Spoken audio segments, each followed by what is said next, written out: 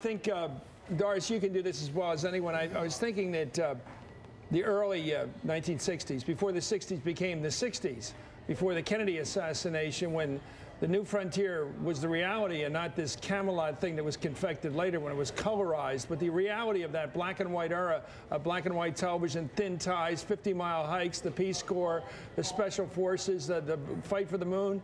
Jack Kennedy made the government service something to be proud of, serving your country, not just ask not what your country can do for you, but really giving you an offer like, how about coming and working and joining the Peace Corps? Why not come to Washington?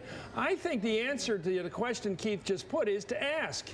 And this president never did it. This is not a tough act to follow, George W. Bush. He seemed distracted. He seemed to want the rest of the country to remain distracted. There was no call to arms, no call to duty from this guy, no sense of shared sacrifice or even involvement. It was like, better to let the aristocrats run the country and stay home in your communities and not bother us. He seems to have an easy act to follow. Just say, come on. I think you're right, and he'll say, come on, and the people will come.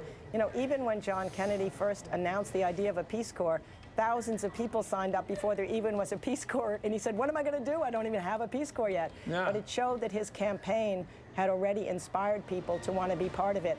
You know, as you know, Chris, too, we were young then.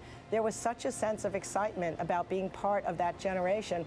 And I look now at young people, and I'm jealous of them. I'm thinking how lucky they are that this is their first time in politics, many of them, and to have it come to fruition like that. And you're right, he's got to figure out ways to get that enthusiasm working, make politics an honorable vocation again. It hasn't been for a long period of time. Make government service and public service better perhaps than private gain.